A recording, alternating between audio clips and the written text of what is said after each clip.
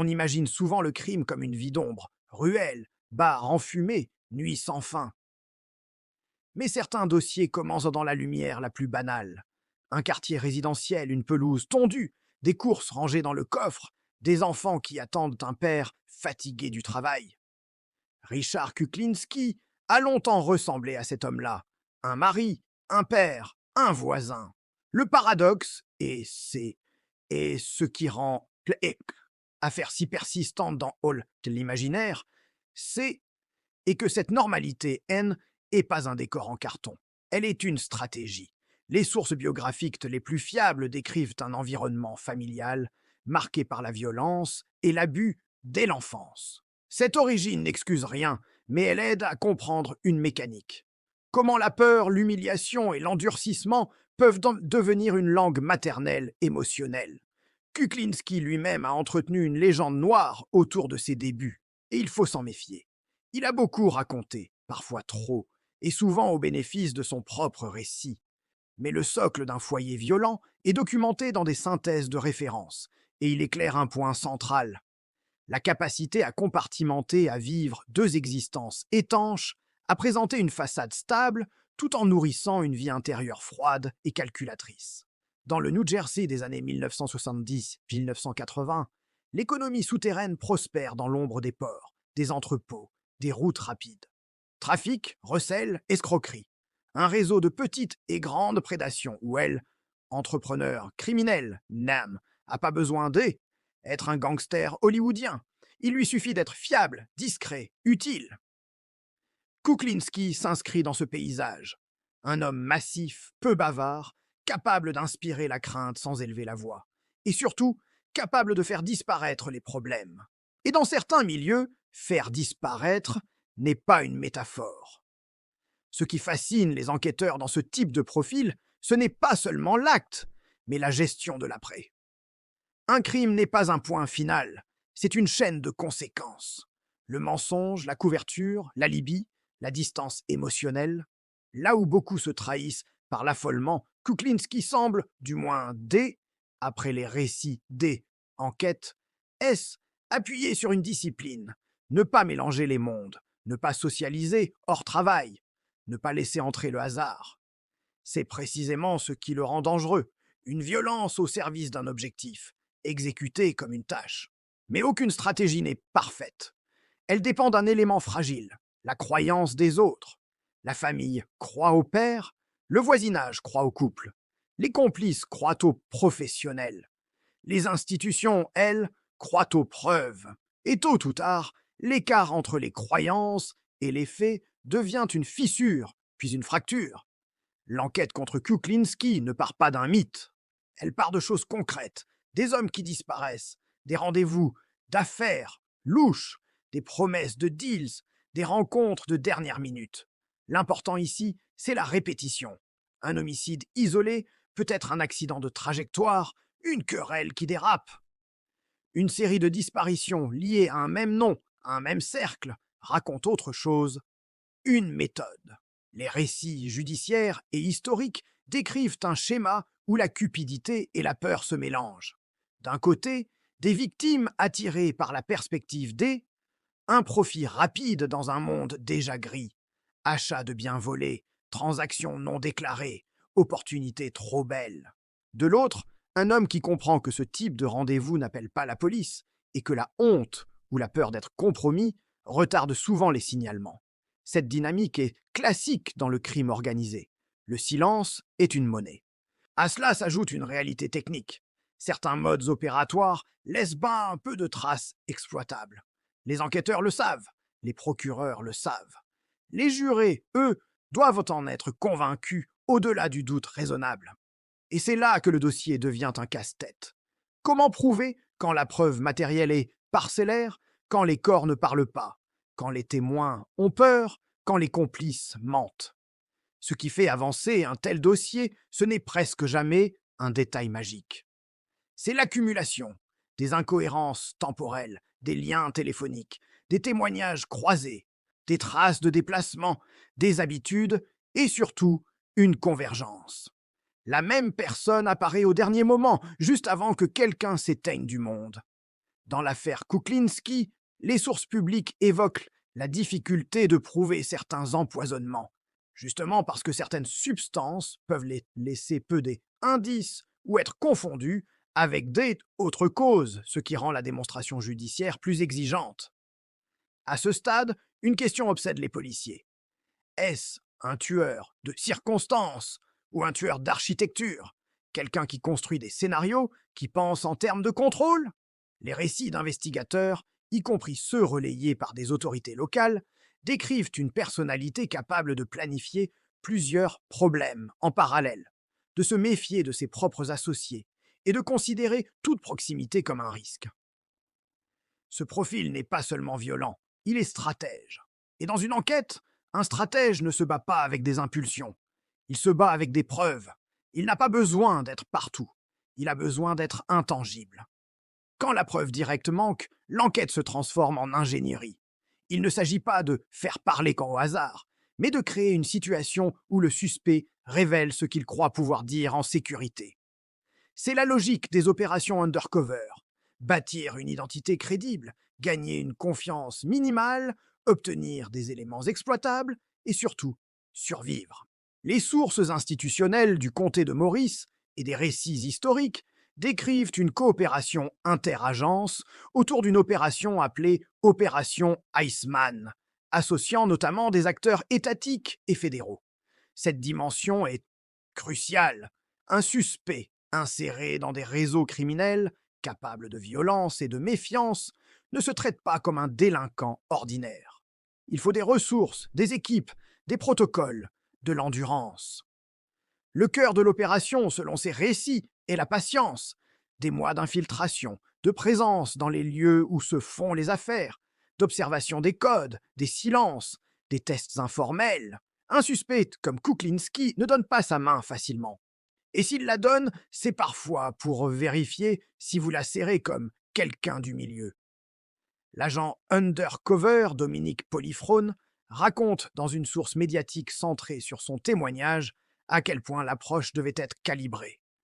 Ne jamais paraître pressé, ne jamais moraliser, rester dans le rôle. Il insiste aussi sur la dangerosité concrète de la mission et sur l'idée que le suspect pouvait envisager d'éliminer des associés, voire undercover, si cela servait sa protection. C'est ici que l'on touche aux techniques, la collecte d'enregistrements, preuves de conversations incriminantes, la gestion de la chaîne de preuves, la corroboration, ne pas se contenter d'un aveu, mais le relier à des faits vérifiables, la réduction du risque, équipe d'intervention, point de rupture, protocole de sortie. Même quand un suspect parle, un tribunal n'achète pas une histoire. Il achète une démonstration. Les procureurs doivent tout montrer que les mots s'alignent avec le réel. Un point revient dans plusieurs sources, la question des poisons et des difficultés médico-légales, parfois évoquées comme une raison pour laquelle certaines preuves sont délicates à établir, et donc pourquoi obtenir des déclarations enregistrées et des éléments matériels devient déterminant. Au fil des mois, les taux se resserrent. Et dans cette zone grise, une vérité froide impose, la justice avance pas parce que le mal finit par craquer, mais parce que la preuve finit par tenir. L'arrestation, fin 1986, apparaît dans les chronologies publiques comme le moment où l'opération produit enfin un résultat tangible. Au procès, un tueur n'est plus un fantasme. Il devient un dossier, pièce, témoignage, chronologie, expertise. Et face à un homme qui a construit sa vie sur la séparation des mondes, la justice doit faire l'inverse, relier. Les sources historiques résument un point clé. Malgré des défis de preuve sur certains aspects médico-légaux, l'accusation a obtenu une condamnation sur plusieurs meurtres, avec des peines lourdes. Mais le procès ne se joue pas seulement sur des faits, il se joue sur la crédibilité. Et avec Kuklinski, le problème est double. Le suspect est capable de mentir et de le faire calmement. Le suspect peut aussi dire vrai, mais de façon stratégique. C'est un casse-tête pour les jurés. Comment reconnaître la vérité dans une bouche qui a fait du faux un outil? Là, l'accusation doit se reposer sur ce que on appelle la triangulation. Un élément N n'existe pas seul. Il existe parce qu'il est confirmé par autre chose. Un déplacement, un témoignage indépendant, une trace matérielle, une temporalité. Les récits policiers évoquent également un climat de danger autour de l'enquête. Un suspect qui élimine potentiellement des proches pour éviter d'Echiao être vendu, une paranoïa opérationnelle, une violence tournée vers l'effacement des risques.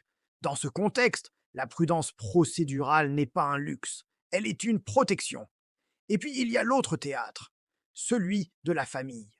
Quand un procès révèle à des proches une version de homme que ils ne reconnaissent pas, l'onde de choc dépasse la salle d'audience. Ce n'est pas seulement apprendre, c'est réécrire des années de souvenirs. Les témoignages rapportés par Polyphrone décrivent ce moment comme une scène de rupture. La voix enregistrée, l'horreur de ce qu'elle suggère et l'effondrement d'une image intime. Enfin, une dimension souvent négligée. Le mythe, parce qu'au procès, Kuklinski n'est pas encore l'icône médiatique qu'il deviendra. Il est un accusé, et la justice se méfie des mythes. Il parasite, il gonfle, il brouille. Le tribunal, lui, veut des choses qui se mesurent. Après la condamnation, une autre histoire commence, celle du prisonnier qui parle. Les interviews, les documentaires, les livres, une seconde vie, cette fois publique. Et c'est là que surgit la question la plus corrosive. Combien de ce qu'il dit est vrai? Là-dessus, une source essentielle est chez le témoignage de l'agent Polyphrone. Il affirme pouvoir documenter un nombre limité de meurtres et exprime un scepticisme fort face aux chiffres gigantesques que Kuklinski revendiquait parfois, 100, 200. Pour lui, l'homme aimait se vanter, et la vérité probable serait bien plus basse, tout en restant atroce. Ce point n'est pas anecdotique. Il touche au cœur de la psychologie du récit criminel. Certains détenus, surtout ceux qui deviennent célèbres, comprennent que la notoriété est une forme de pouvoir. Elle leur donne une présence, un contrôle symbolique.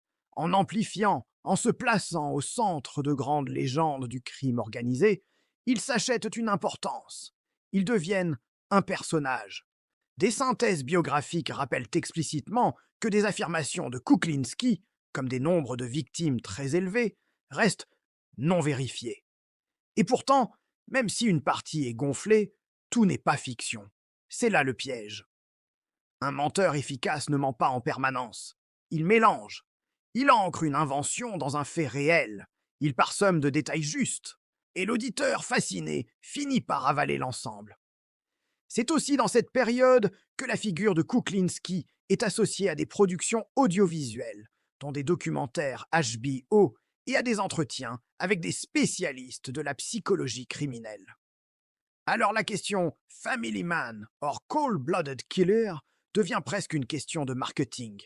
Parce que le contraste vend. Mais derrière le contraste, il y a une vérité plus triste.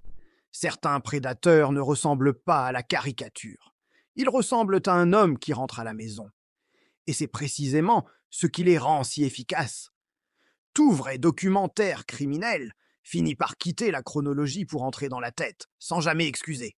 Ici, l'enjeu n'est pas de diagnostiquer à distance comme un verdict médical, mais de comprendre les traits qui rendent un tel mode de vie possible. Plusieurs sources secondaires évoquent l'idée d'une personnalité profondément antisociale, avec une composante paranoïde. Méfiance chronique, absence de remords fonctionnel, instrumentalisation des autres et vision du monde comme un champ de menaces et d'opportunités. Des productions consacrées à Kuklinski mettent en scène des discussions avec un psychiatre médico-légal, Park Dietz, ce qui a popularisé cette lecture. La clé psychologique la plus importante, ici, c'est la compartimentation. À la maison, le rôle du père, même s'il pouvait être violent, la famille n'imaginait pas la totalité. Dehors, le rôle de l'exécutant. Et entre les deux, un sas, le mensonge, l'effacement, l'absence de confidence. La compartimentation n'est pas seulement un talent, c'est une manière d'éviter la culpabilité. Si chaque monde est séparé, alors l'un n'a pas à contaminer l'autre. C'est une logique de cloisonnement moral. Ensuite, il y a la paranoïa fonctionnelle, la croyance que l'autre trahira, que l'autre parlera, que l'autre est un risque. Dans certains récits d'enquête, L'idée revient que Kuklinski cherchait à neutraliser les menaces potentielles, y compris parmi ses associés. Enfin, il y a la question de l'identité. L'Iceman n'est pas un simple surnom, c'est une image, une armure, une manière de dire « je ne ressens pas comme vous ». Même si cette image a été amplifiée par les médias, elle pointe quelque chose de réel, le refus de l'empathie comme loi. Et là, la morale du dossier n'est pas sensationnaliste. Elle est froide. Un prédateur peut prospérer dans les zones grises où les victimes n'osent pas parler. Un prédateur peut s'abriter derrière la normalité parce que nous voulons croire que le monstre est visible. Un prédateur tombe quand une équipe rend son monde vérifiable, quand les récits deviennent des preuves. Conclusion, forte miroir. Richard Kuklinski laisse derrière lui 2 traces. La première est chiche judiciaire. Des condamnations, une opération d'infiltration, un dossier où la patience et la preuve ont gagné contre l'effacement. La seconde est culturelle. La tentation du mythe, le tueur qui aurait tout fait, partout, tout le temps. Et c'est là que le spectateur doit être adulte, refuser le spectacle, préférer le vrai. Car le vrai est déjà suffisant. Si cette histoire glace, ce n'est pas parce qu'elle parle d'un homme extraordinaire, c'est parce qu'elle rappelle une chose simple. Le mal, parfois, ne crie pas. Il s'organise, et si l'on veut s'en protéger, il faut moins d'icônes et plus de preuves.